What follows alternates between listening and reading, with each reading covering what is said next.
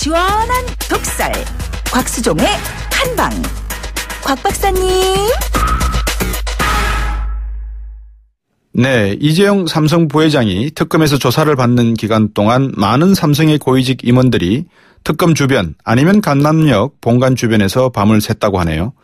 이 삼성 직원들도 일손이 손에 잡히지 않았다고 합니다. 예사심이 대단하죠, 그죠? 그런데 왜 그럽니까? 진작에 좀 잘 아시죠? 그럼 대통령께서 탄핵 중이시면 우리나라 청와대 비서진과 과거 비서진들은 머리 풀고 멍석 깔고 청와대 잔디밭 광장에서 석고대죄하고 있어야 되지 않습니까? 장관이나 수석비서관들도 독대하기 어렵다는데 꼭 저를 보셔야 합니까? 이렇게 말씀하신 것을 제가 기억하거든요. 굳이 대면 보고의 필요성을 부처 장관들에게 물으시는 대통령님. 이런 분이 갑자기 청와대에서 봅시다라고 했을 때 이분들은 어떤 생각이 들었을까요? 아, 이 진정 이분은 우리 기업의 애로사항을 들으시려나 보다. 그래서 오늘 가보자 하셨을까요? 오늘 헤드라인에 이런 자막이 뜹니다. 삼성 압박받은 강요 공갈 피해자. 신병처리 신중 검토 필요. 이제 삼성을 삼성답게 만드는 게 어떨까요? 놔줍시다. 다만 이재용 부회장님 상속세 낼 건 다 내고 우리 정면 승부합시다.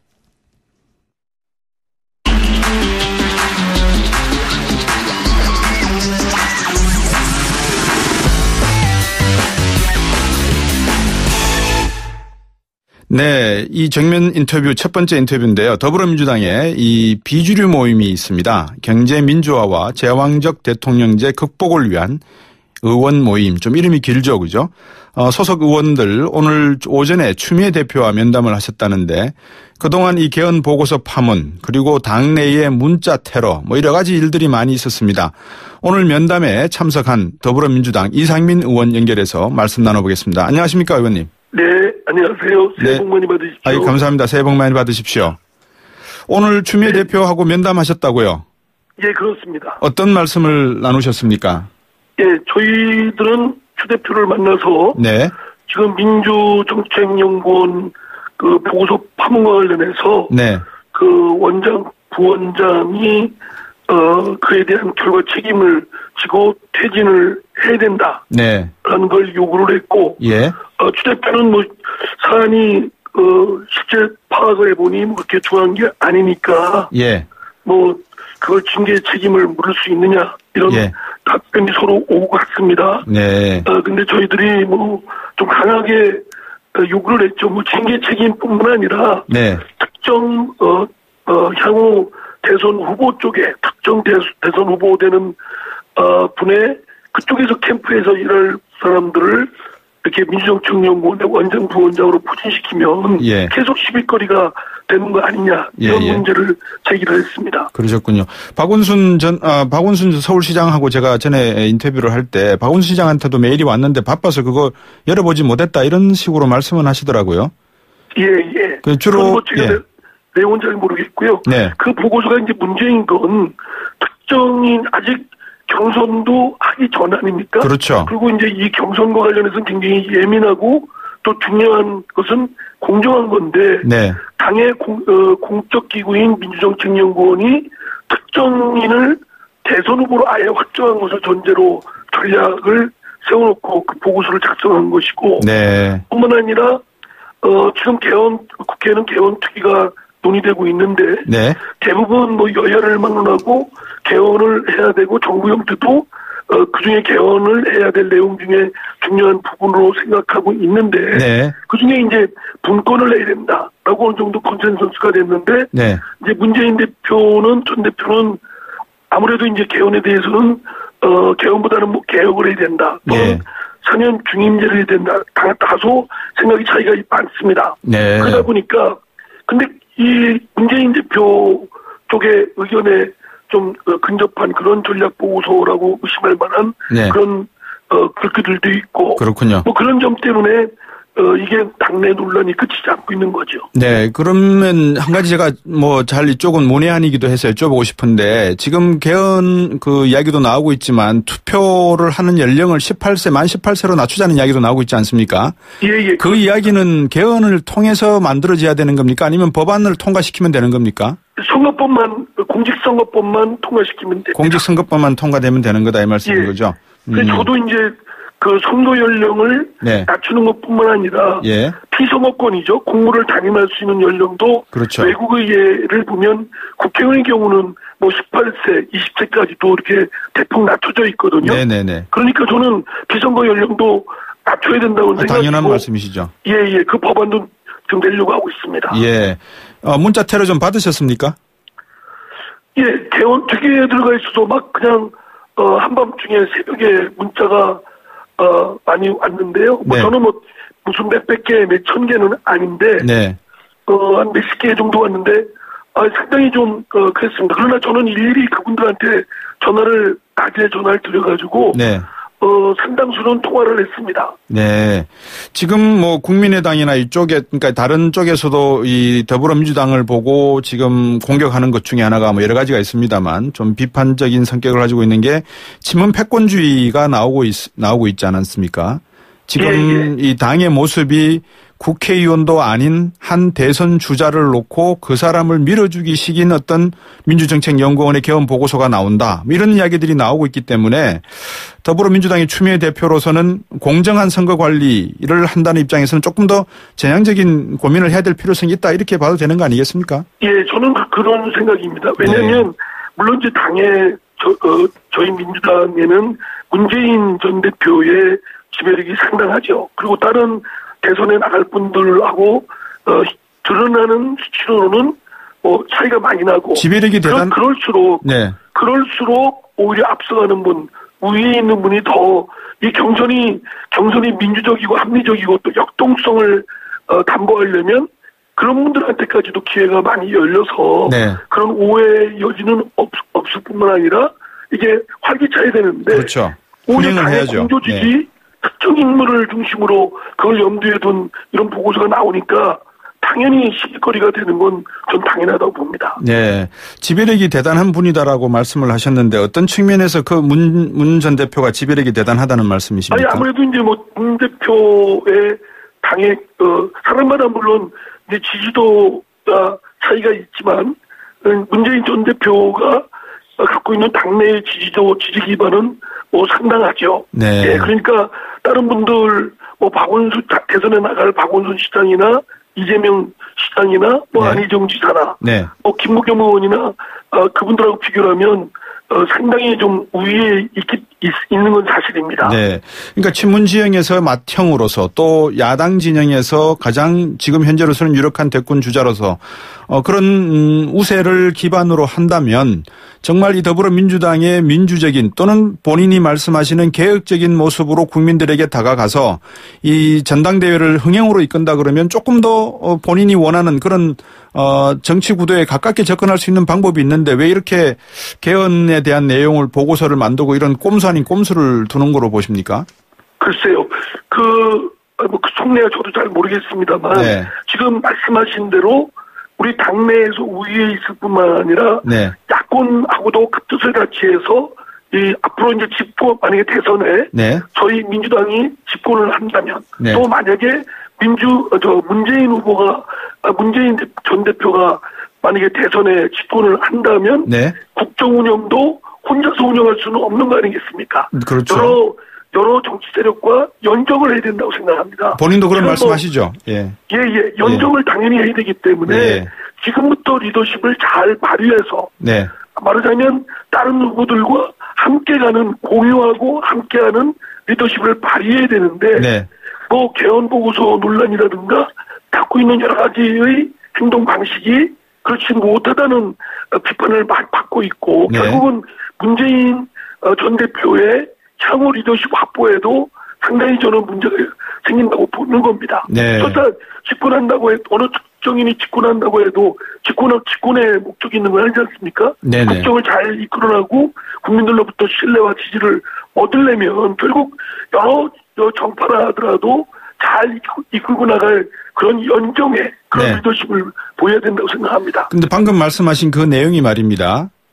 지난해 4월 16일 총선을 앞두고 국민의당이 만들어지는 과정 속에서 문재인 전 대표가 보여준 전 대표로서의 아니면 유력한 대권 후보로서의 모습으로서는 조금 더 고개를 갸우뚱할 수 있는 모습 아니겠습니까? 이렇게 분당까지 만들어 놓고 또 그런 우세한 패권주의적인 내용을 가지고 있는 듯이 많은 사람들에게 보여짐에도 불구하고 이런 내용을 가져간다는 것은 결국 본인이 뭔가 불안하다. 또 친문 패권이 조금은 이상하다. 그리고 정권을 잡게 되면 이것도 제왕적 패권으로 갈 수 있다. 이런 우려를 낳기에 충분하다 볼 수 있는데요. 저도 그 문재인 전 대표의 그러한 정치적 방식이나 행위에 대해서 매우 비판적으로 보고 있습니다. 네. 좀 더 넓게 너그럽게 좀 더 관용적이고 포용적인 리더십을 보였으면 문재인 전 대표 본인에게도 정치적으로 이득일 거고 결국 그런 리더십을 바탕으로 야권 전체는 물론 국정을 잘 이끌어낼 수 있는 리더십을 확보할 수 있을 텐데 오히려 소탐대실하는 거 아닌가 이런 걱정이 되고 저는 그런 부분에 대해서 매우 비판적입니다. 빨리 문재인 전 대표가 스스로 성찰하고 빨리 개선이 필요하다고 생각됩니다. 안에 계시면서 볼 때 그런 실체가 있어 보이십니까? 친문 패권이라고 이렇게 부를 수 있는 실체가 있다고 보십니까? 글쎄요. 사람마다 보는 시각이 다르긴 한데 다소 폐쇄적이고 그들끼리만이 소규모에서 의사결정이 이렇게 의사결정이 이루어지는 거에 대해서는 느낌으로 오죠. 어떻게 그걸 곧바로 그 현장에서 잡는다 이렇게 목정한다 그건 아니지만 어쨌든 상당수의 의원이나 국회의원들이나 일정한 부분의 그룹들이 소외감을 느끼면 그것이 있는 것이 있다고 봐야 되는 거 아니겠습니까? 그것을 풀어가는 것이 결국 정치력이고요. 그러니까 이게 문제가 있으면 안으로 가지고 와서 안에서 이렇게 해결하려는 모습보다도 안희정 충남지사도 좀 그런 말씀을 하시는 것 같고 그다음에 손혜원 의원도 혼자서 총선을 치렀습니까? 라고 하면서 김종인 전 대표에게 하는 말씀을 들어보면 이분들이 문제를 해결하는 것이 진정성이 있나라는 생각이 들 수도 있다는 판단이 들어서 제가 여쭤봤습니다. 그러니까 정치는 사람을 자꾸 모이게 하고 그러니까요. 떠나려는 사람도 자꾸 붙들고 이렇게 같이 함께 하는 것이 중요하지 않겠습니까? 그런데 자꾸 떠나고 또 그 같이 했던 사람들이 오히려 더 강렬하게 반대 세력으로 남게 되면 그건 분명히 뭔가 결함이 있는 거죠. 안철수 의원 같은 경우는 다시는 연대를 하지 않겠다 이런 이야기를 할 정도니까 문재인 대표에 대한 반감이 상당히 극에 달한 것 같고요. 내용을 좀 바꿔서 말입니다. 지난 6일 날 이상민 의원께서 주최하셔가지고 19대 대통령 후보 경선과 국민 참여 방안 토론회 개최하셨지 않습니까? 네네, 그렇습니다. 어떤 내용을 다루고 있습니까, 여기서는?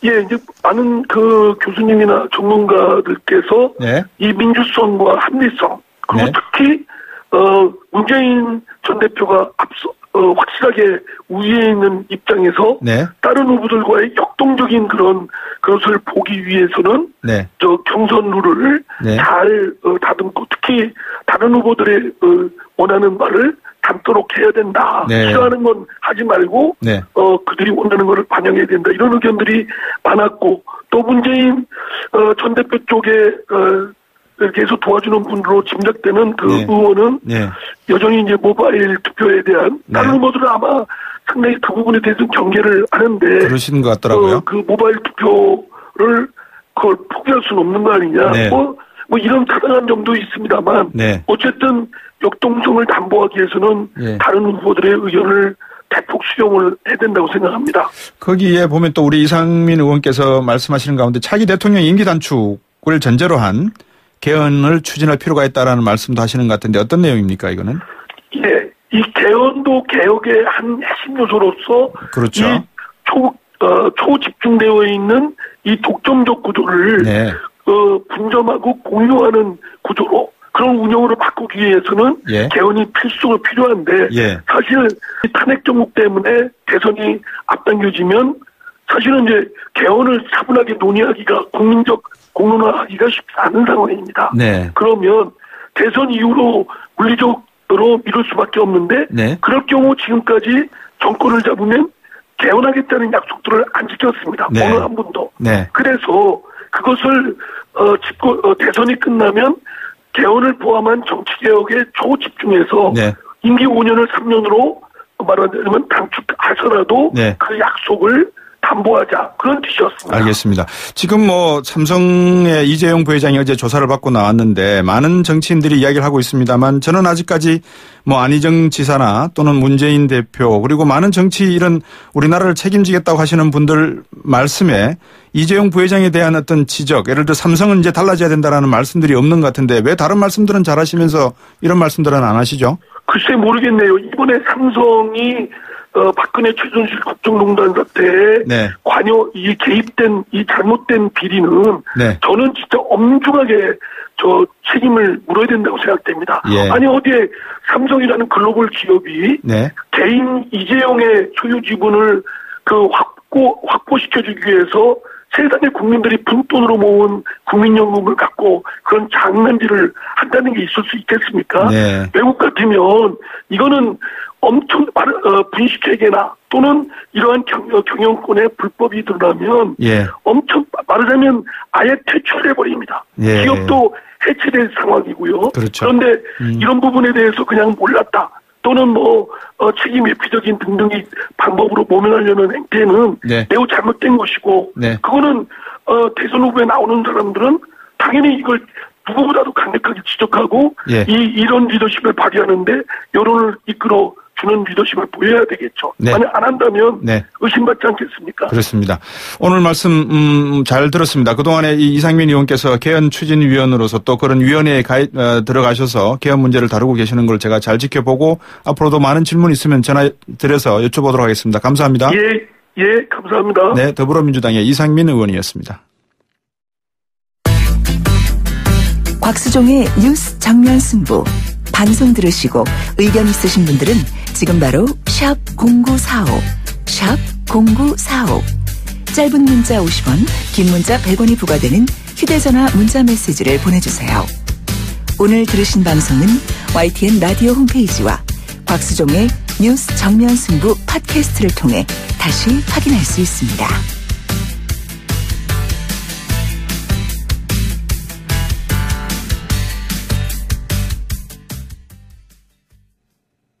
네, 앞에서 말씀을 드렸습니다만 방송 들으시면서 궁금하신 점 있으면 우물정 0945 단문 50원 장문 100원 문자로 보내주시면 제가 여러분들 대신해서 질문을 드린다고 제가 방송에서 늘 여러분께 부탁을 드립니다. 그러니까 여러분들께서 참여하는 방송으로 가시면 여러분들께서 궁금하신 내용을 직접 물어보실 수 있는 기회도 드릴 테니까 여러분께서 참여해 주시면 감사하겠습니다. 그리고 이 팟빵에 들어가시면 곽수종 치시면 검색에 거기에 나온 곽수종의 뉴스 정면 승부 아마 프로그램이 뜰 겁니다. 거기에 후기 남겨주시면 제가 꼼꼼히 읽어보고 방송에 분명하게 참고하고 반영하도록 하겠습니다. 생생경제에 클릭하시는 분들 계신다는데 생생경제는 애진혁에 죽었습니다. 자, 계속해서 이 서강대 화학과의 이덕환 교수님과 함께 제가 앞에서 말씀드렸던 이 식약처가 이야기하고 있는 인체 위해를 일으키는 그런 수준은 아니다라고 물티슈의 안정성 이야기를 하고 있는데요. 유한 킴벌리 그러면 뭐 많은 분들이 알고 계시지 않습니까? 환경기업. 여기서 나오는 메탄올 허용 기준치는 허용 기준은 허용 기준을 초과해서 검출되지 않았다 이런 이야기입니다. 자세한 이야기를 서강대 화학과 이덕환 교수와 연결해서 말씀 나누겠습니다. 안녕하십니까? 네, 안녕하십니까? 제가 오늘 막 말이 꼬이네요. 바쁘게 막 읽으려고 하다 보니까. 네. 지금 유한 킴벌리 그러면은 뭐 환경과 가장 친환경적인 기업으로 저희들이 알고 있지 않습니까? 그죠? 예. 여기서 메탄올이 검출됐는데 메탄올이 어떤 물질인가부터 말씀해 주시죠. 예. 메탄올은 일반적으로 아주 맹독성 화합물로 알려져 있습니다. 네. 그런데 조금 좀 오해가 있으신 것 같은데 네. 메탄올을 섭취했을 경우, 네. 먹었을 경우에는 심각하게 문제가 되고 네. 심한 경우에는 실명에 이를 수도 있다고 알려져 있습니다. 예. 그런데 이거를 섭취하거나 네. 호흡으로 흡입했을 때는 상당히 위험한데요. 네. 피부에 닿는 정도 가지고는 그렇게 걱정을 하지 않으셔도 괜찮습니다. 예. 얼마 전에 제가 읽었던 기사 중에 러시아 분들이 보드카를 마실 돈이 없어서 이 소독약 같은 걸 갖다가 대신 희석해서 가글인가요? 그거를 마셨다 그러는데 술 대신해서 그런 게 메탄올 성분인 거죠? 그렇죠. 예. 이 물티슈 사용법을 고려할 때 해당 제품에서 나온 메탄올 수치는 어느 정도로 볼 수 있습니까, 지금? 예, 지금 언론에 보도되는 내용으로 보면은 0.003%. 0.003%. 예, 좀, 청취자들께서 많이 들었던 단위로 하면은 네. 30 ppm 정도가 네. 검출이 된 겁니다. 그렇군요. 어린이용, 유아용 제품의 경우에는 네. 우리 정부에서 0.002%까지 허용을 하고 있습니다. 예. 20 ppm까지 허용을 하고 있는데 그거를 조금 넘은 수준이죠. 네. 앞에서 이게 몸에만 안 닿으면 괜찮다고 하셨는데 아기 먹거나 흡입하지 않으면. 근데 이제 아기한테 이렇게 물티슈로 닦아주려고 할 때 메탄올이니까 알코올 성분이면 이게 날아가면서 호흡이 될 수 있다라고 생각할 수도 있지 않습니까? 그럴 가능성은 있죠. 그런데 이 양은 지금 그런 거를 걱정해야 될 만큼 많은 양은 치명적이진 아니고요. 않다. 예. 그리고 이 유한 킴벌리에서 그 식약처의 보도자료에 보면은 이거를 의도적으로 보존제용으로 넣은 것은 아니고 그 펄프를 가공하는 과정에서 아마 메탄올을 썼던 것 같고 그거를 충분히 씻어내지 못해서 생긴 일이었던 것 같습니다. 예, 그럼 공정 과정에서 그 메탄올을 나무에서 펄프 그러니까 재지로 바꾸는 과정에서 썼는데 그게 충분히 날아가지 전까지 기다려야 되는데 안 기다리고 썼다 이 말씀이군요. 그렇죠. 예. 그럼 지난해도 아기 물티슈 일부에서 이제 가습기 살균제 성분이라고 하는데 MIT나 CMIT라고 있지 않습니까? 이 논란이 있었지 않습니까? 이게 반복됩니까, 근데? 이게 반복되는 것이 좀 안타까운데요. 현실은 이렇습니다. 아무것도 안 들어있는 진짜 물티슈, 순수한 물하고 물을 티슈에다 적셔놓은 거. 이런 제품은 한 개봉을 해서 며칠만 지나면 썩어버립니다. 부패해버립니다. 그러니까 소비자 입장에서는 이제 선택이 이런 거죠. 깨끗하지만 썩을 수 있는 제품을 쓸 것이냐, 아니면 보존제가 들어있는 것은 확실하지만 썩지 않은 제품을 쓸 것이냐. 썩을 수 있는 제품이라는 거는 썩었다 안 썩었다를 구별할 수 있는 분명한 방법이 없습니다. 완전히 썩어버리면 당연히 안 쓰겠지만은 썩기 시작한 제품은 소비자들이 파악을 하기가 힘들죠. 그런 제품을 잘못 쓰는 경우에는 오히려 더 피해가 클 수가 있습니다. 그러니까 이제 소비자 입장에서는 대용량 물티슈, 많은 양을 한 통에다가 넣어서 파는 물티슈가 이제 문제가 되는 거거든요. 거기에는 보존제가 반드시 들어있다는 거를 인식을 하시고 이 물티슈를 보존제가 들어있는 물티슈를 가지고 입을 닦거나 눈을 닦거나 어린아이건 뭐 성인이건 상관이 없습니다. 눈이나 입을 닦는 것은 절대 바람직하지 않고 특히 어린아이의 경우에는 어쩔 수 없는 경우에는 이 보존제가 들어가 있는 물티슈라도 쓰는 게 유리합니다.